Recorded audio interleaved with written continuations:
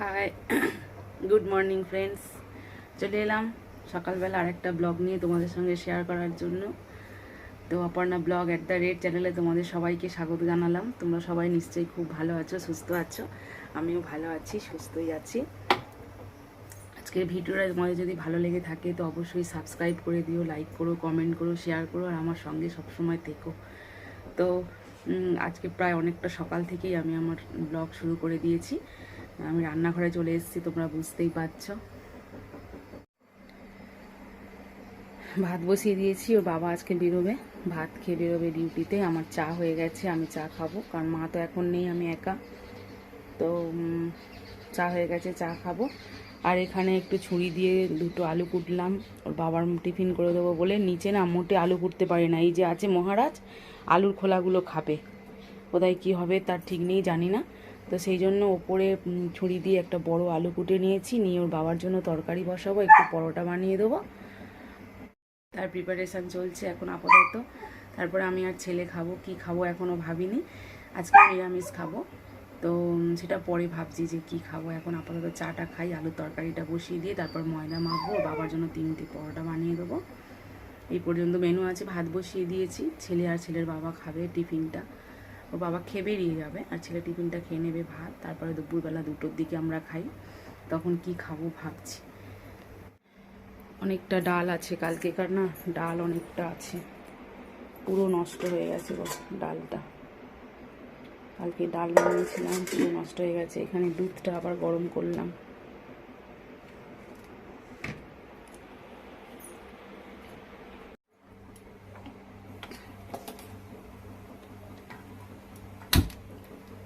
চাটা ছেঁকে নিয়েছি, খাবো। আর আলুর তরকারিটা বসিয়ে দিলাম এইভাবে। এখন ওর বাবার আলু তরকারিটা করে দিই, যেটাকে বাটি চচ্চড়ি বলে। একা খায় তো, ছেলে খায় না, সেই জন্য আর একটা আলু কুটে আর চচ্চড়ি করি না। এবার বাটিতে বসিয়ে দিই, দিয়ে আর একটু নুন দিয়ে দিই, 2টো কাঁচা লঙ্কা দিয়ে দেবো, ব্যাস। নামানোর আগে একটু তেল ছড়িয়ে নেবো, কাঁচা তেল, খেতে ভালো লাগে খুব।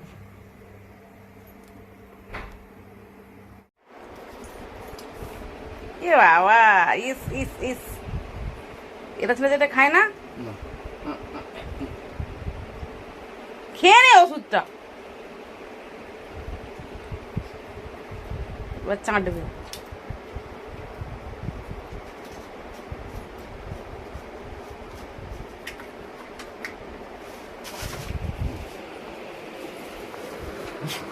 আর একজন পড়ে টরে এসে খুব কষ্ট হয়েছে, একদম লম্বা বয়স হয়েছে। দেখো, ওর ডগি বিস্কুট দিল, ওর বিস্কুট দিল, খেলো না, 2-3 দিন ধরেই খাচ্ছে না। আমাদের বিস্কুট দেওয়া হচ্ছে, খাচ্ছে। কত বদমাস, আবার শুয়ে শুয়ে খাচ্ছে, জমিদার বাচ্চা।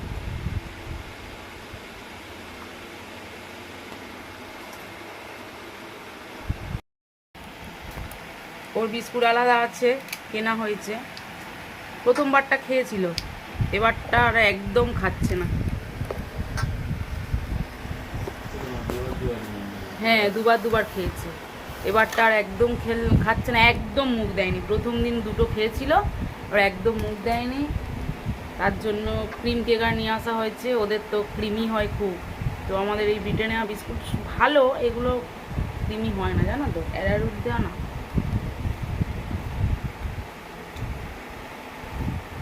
ক্রিম কেকার খাওয়াচ্ছে, বসে বসে ক্রিম কেকার খাচ্ছে।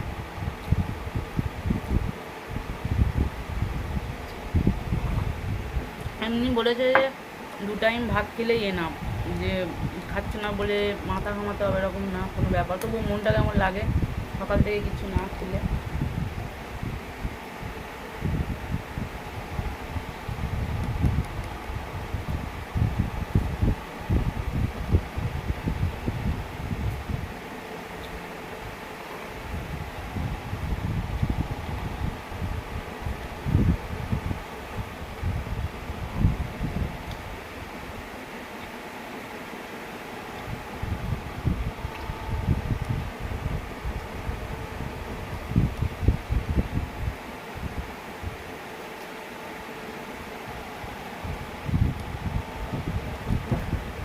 রুটি এক পিস খাবে?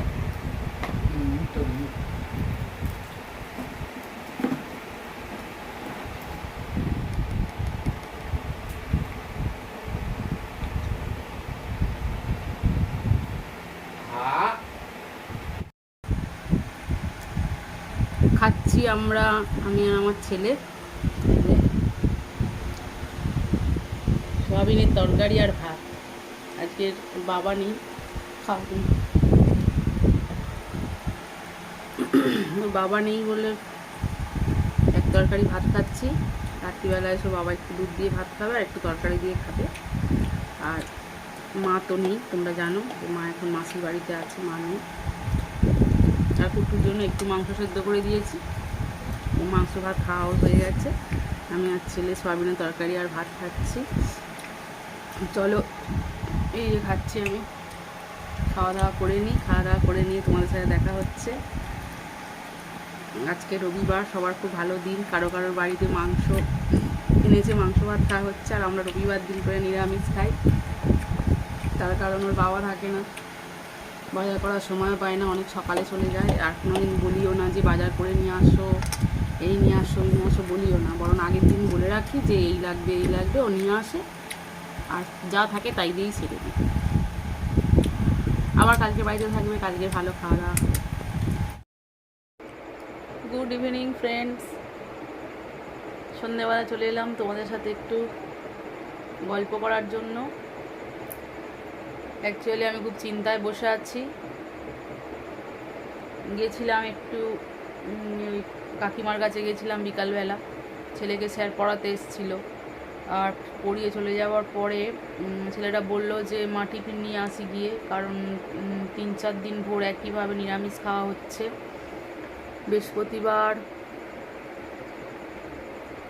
বৃহস্পতিবারের জন্য নিরামিষ খাওয়া হলো, শুক্রবার অক্ষয় তৃতীয়া, তারপর শনিবার করা হয় নিরামিষ খাওয়া হয়, রবিবার দিন ওর জন্য নিরামিষ খাই। মানে আজকে একবেলা, সূর্য ডোবার পর আর নিরামিষ খেতে হয় না। তো এই জন্য তো বললো মা কদিন ভোর তো নিরামিষ খাচ্ছি, আর ভাল লাগছে না, একটু গিয়ে টিফিন নিয়ে আসি। তো টিফিন আনতে গেছে, জানো কখন আনতে গেছি, মনে হয় 1.5 ঘন্টার মতো হয়ে গেল। এত চিন্তা হচ্ছে না, বাড়িতে মানে চুপ করে বসে থাকতে পারছি না। আর ওর বাবা এত ব্যস্ত থাকে যে আমি ফোন করছি, ফোনটা ঠিকঠাক তুলেও আমাকে ঠিকঠাক অ্যান্সার দিচ্ছে না, যে কি ব্যাপার, কি বৃত্তান্ত।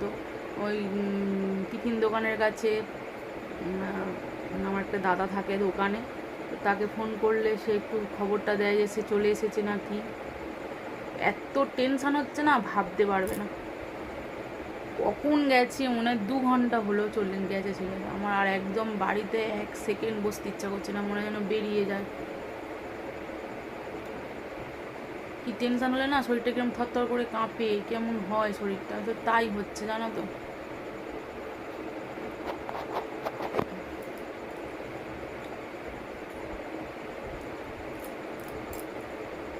তো টেনশান হলে দিক জ্ঞান থাকে না, কত কি ভাবি বসে। দেখো কখন ওর বাবাকে ফোন করেছি, কই ওর বাবা কোনো উত্তর দিচ্ছে।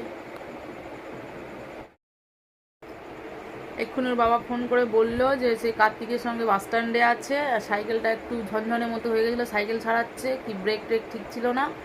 আর ওর সঙ্গে যে গেছে আমি তো সেটা জানি না যে ওর সঙ্গে গেছে। থাকলে ওর সঙ্গে থাকলে না আমি একদম চিন্তা করি না, ও খুব মানে খুব কেয়ার করতে পারে, আর খুব মানে কর্তব্য পরায়ণ ছেলেটা, ওকে খুব ভরসাও করি। তো ওর সঙ্গে আছে, ওর বাবা এক্ষুনি ফোন করে বললো, একটু শুনে শান্তি হলো।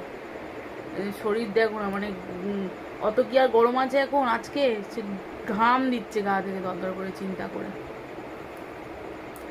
ঠিক আছে চলো, খবরটা পেয়েছি, একটু মনটা শান্তি হলো। কি চিন্তা হচ্ছিল কি বলবো,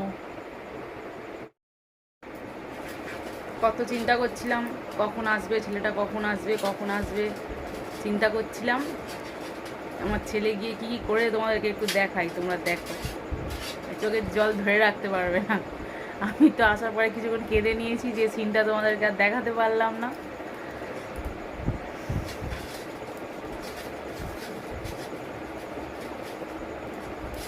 দেখো আজকের মাদার্স ডে, সেই জন্য আমার জন্য এটা কিনে নিয়ে এসছে। গিফটটা কেমন হয়েছে তোমরা একটু কমেন্টে জানিও, ঠিক আছে। এইটুখানি ছেলের মাথায় এত কিছু আছে, মানে ভাবা যায় না। জাস্ট এটা নিয়ে এসছে, আর বছর এনেছিল একটা মঙ্গলসূত্র এনেছিল খুব সুন্দর, আর এবছর এটা নিয়ে এসছে। চিন্তা করছি ছেলেটা কেন আসছে না, ছেলেটা কেন আসছে না, এইসব করছে। সাইকেলটাও সারিয়েছে। আর নিয়ে এসছে খাবার, চাউমিন নিয়ে এসছে, নিজে খেয়ে এসছে কার্তিকের সঙ্গে, আমার জন্য চাউমিন নিয়ে এসছে।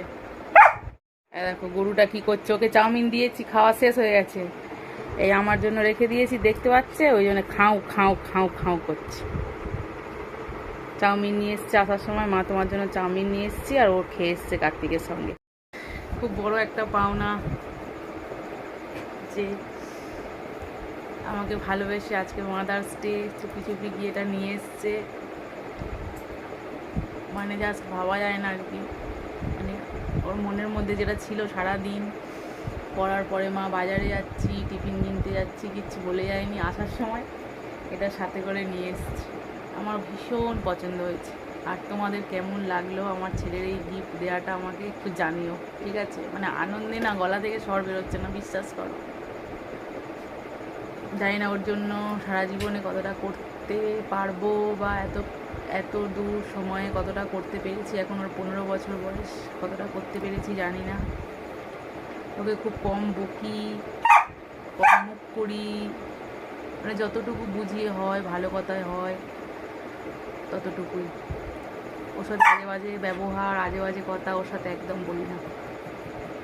কারণ জানো, যখন ছেলেপুলে বড় হয় তখন বাবা মাকে অনেকটা সংযত হয়ে চলতে হয়, যেটুকু বোঝানোর দরকার সেটুকু বোঝাতে হয়, সেটাই করি। ব্যাস এই পর্যন্ত। চাউমিনটা এনেছে, চলো খাই।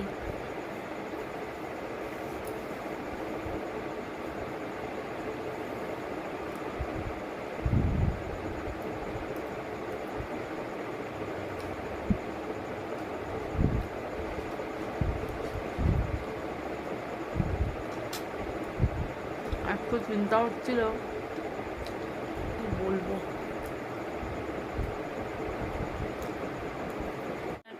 আরেকজনের হাল দেখো, চাউমিনের প্যাকেটটা টেবিলে রেখেছি, কিরম টানতে টানতে নিয়ে আসছে, দেখো হালটা দেখ। কুট্টু একই তোমাকে তো দিয়েছি আমি,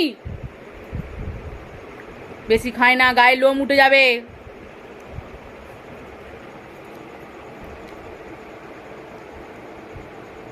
আবার গেছে সেখানে, টেবিলে রাখা আছে সেই প্যাকেটটা, আবার গেছে সেখানে। খুঁজছে কি করে নেওয়া যায়, কি করে নেওয়া যায়। ঠিক নেবে, টেনে টুনে সরিয়ে রাখি, দাঁড়াও।